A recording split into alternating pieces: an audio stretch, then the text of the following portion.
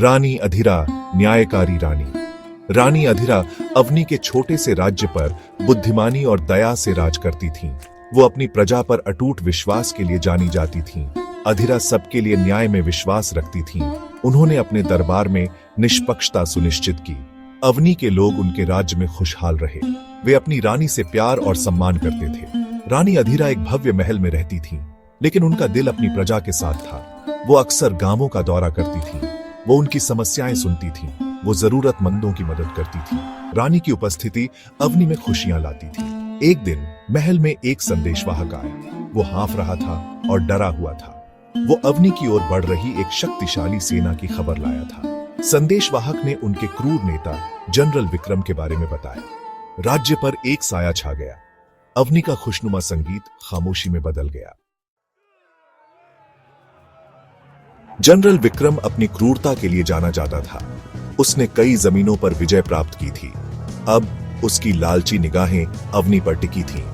विक्रम की सेना विशाल और शक्तिशाली थी। वे विनाश का निशान छोड़ते हुए अवनी की ओर बढ़े। अवनी के लोग डरे हुए थे। उन्होंने विक्रम की क्रूरता की कहानियां सुनी थी। विक्रम ने रानी अधिरा को एक संदेश भेजा। उसने उसके राज्य का आधा हिस्सा मांगा। उसने आत्मसमर्पण करने पर उसकी प्रजा को छोड़ देने का वादा किया। विक्रम की मांगें अपमानजनक थीं। अवनी पर उसका कोई हक नहीं था। उसके लालच की कोई सीमा नहीं थी। रानी अधिरा ने बातचीत करने से इनकार कर दिया। वो नहीं छोड़ेगी जो सही मायने में उसकी प्रजा का था। वो जानती थी कि विक्रम केवल ताकत की भाषा समझता है। रानी अधिरा ने अपने राज्य के लिए लड़ने का फैसला किया। चाहे कुछ भी हो जाए, वो अपनी प्रजा की रक्षा करेगी।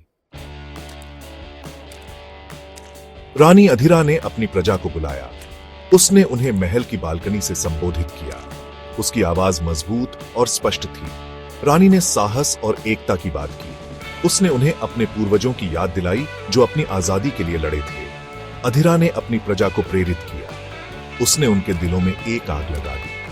अवनी के लोगों ने अपना समर्थन देने का वादा किया। वे अपनी रानी के साथ लड़ेंगे। किसानों ने अपने औजारों को हथियारों में तब्दील कर लिया। लोहार दिन रात तलवारें और ढालें बनाते रहे। महिलाओं ने सैनिकों के लिए खाना तैयार किया। बच्चों ने जहां तक हो सका मदद की। राज्य एकजुट था। वे अपनी आजादी के लिए लड़ने को तैयार थे। रानी अधिरा को अपनी प्रजा पर भरोसा था। वो जानती थी कि मिलकर वे किसी भी बाधा को पार कर सकते हैं। युद्ध का दिन आ गया। युद्ध के मैदान पर दोनों सेनाएं आमने सामने थीं। माहौल तनावपूर्ण था। ढोल की आवाज से हवा भर गई। रानी अधिरा अपने घोड़े पर सवार होकर अपनी सेना के सामने आई। उन्होंने चमकदार कवच पहना हुआ था। उनकी आंखों में दृढ़ संकल्प झलक रहा था। घंटों तक युद्ध चला। अवनी के सैनिकों ने बहादुरी से लड़ाई लड़ी। वे संख्या में कम थे, लेकिन हौसले में नहीं। वे अपनी रानी के अटूट विश्वास से प्रेरित थे। रानी अधिरा शेरनी के दिल से लड़ी। उनके साहस ने उनके सैनिकों को प्रोत्साहित किया। जनरल विक्रम आश्चर्य से देखता रहा। उसने रानी अधिरा को कम करके आंका था।